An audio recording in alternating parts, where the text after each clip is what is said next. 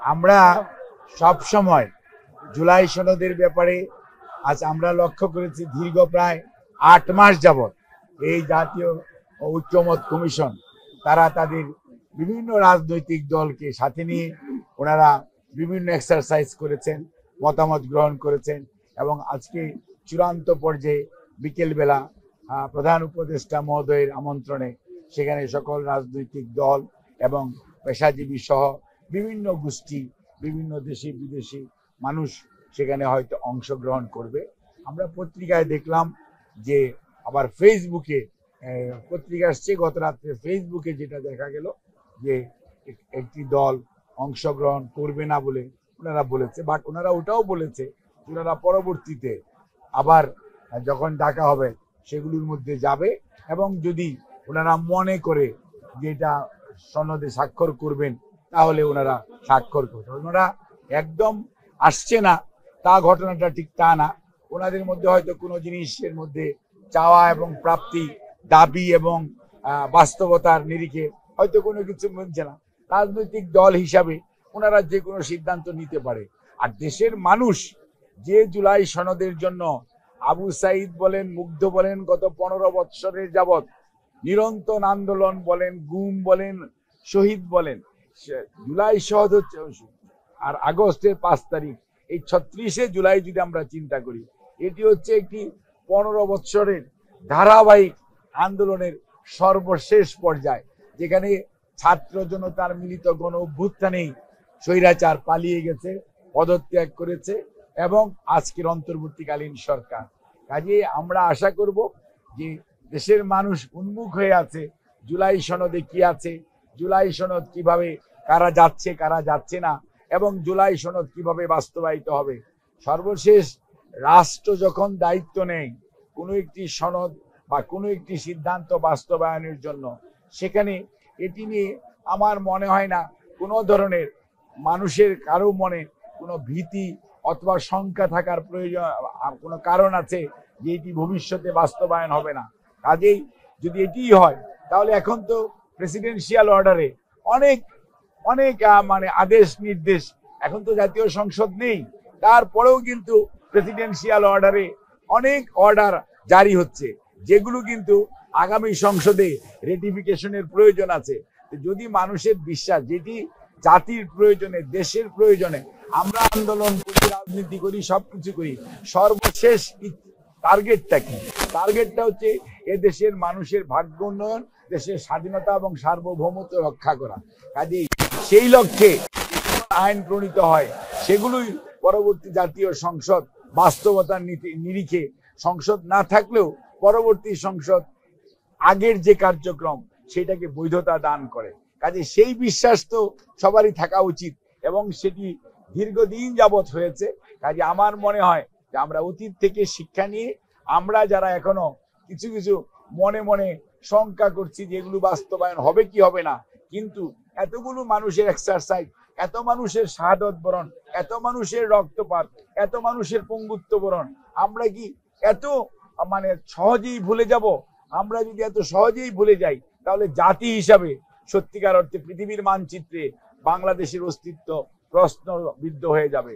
কাজে আমরা যারা রাজনীতি করি আমাদের উচিত হবে দেশের মানুষের যে ত্যাগের প্রতি সম্মান দেখিয়ে যথাযথভাবে সবাই ঐক্যবদ্ধভাবে স্বৈরাচারের পুনরাবৃত্তি রোধ করার জন্য একসাথে কাজ করব।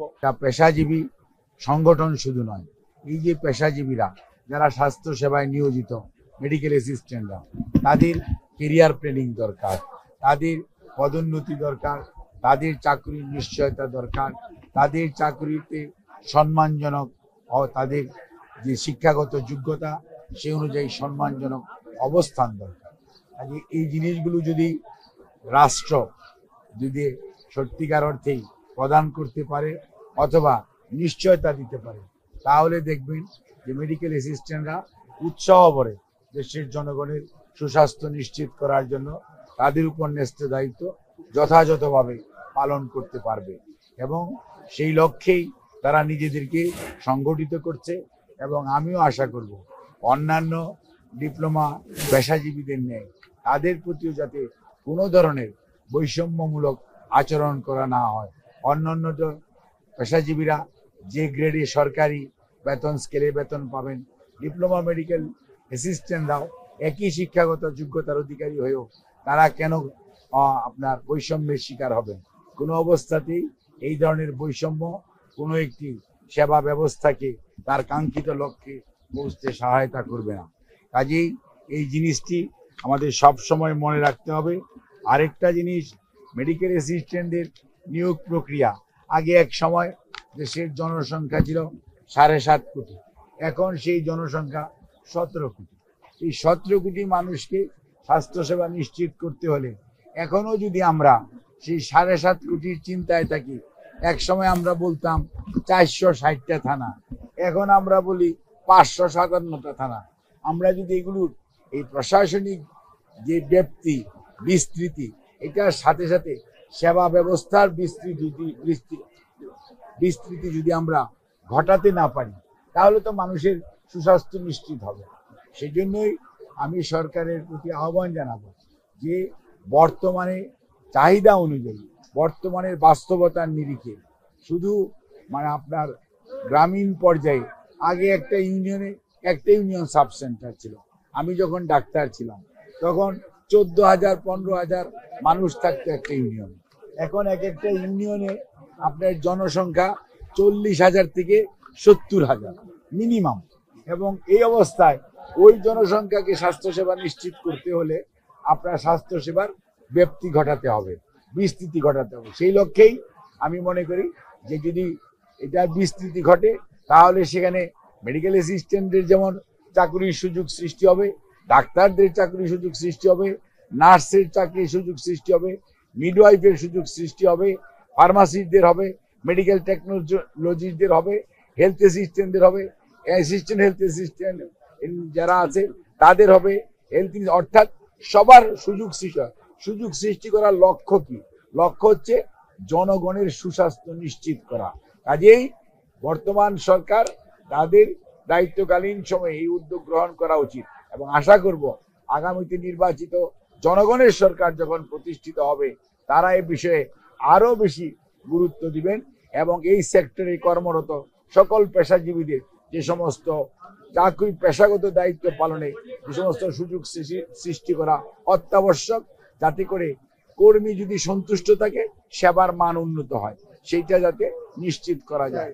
আর আপনি যে প্রশ্ন করেছেন, আপনার জানা যে গত পরশুদিন অর্থাৎ গত রাত্রে আমরা বাংলাদেশের তিনবারের সাবেক প্রধানমন্ত্রী দেশনেত্রী বেগম খালেদা জিয়া, ওনাকে রুটিন পরীক্ষার জন্যই আমরা কিছু পরীক্ষা নিরীক্ষা করার জন্য ওনাকে রাজধানীর এভার কেয়ার হসপিটালে ওনাকে নিয়ে যাওয়া হয় এবং চিকিৎসকদের মেডিকেল বোর্ডের পরামর্শক্রমে ওনাকে ওখানে ভর্তি রাখা হয়েছে এবং যে উনি ধীরে ধীরে ওনার যে পরীক্ষাগুলো প্রায় শেষ হয়ে আসছে, উনি হয়তো দেখা যাবে মেডিকেল বোর্ডের পরামর্শক্রমে অতি শীঘ্রই হয়তো উনি আবার ওনার বাসায় ওনার ছুটি দিবে এবং উনি বাসায় আসতে পারবে।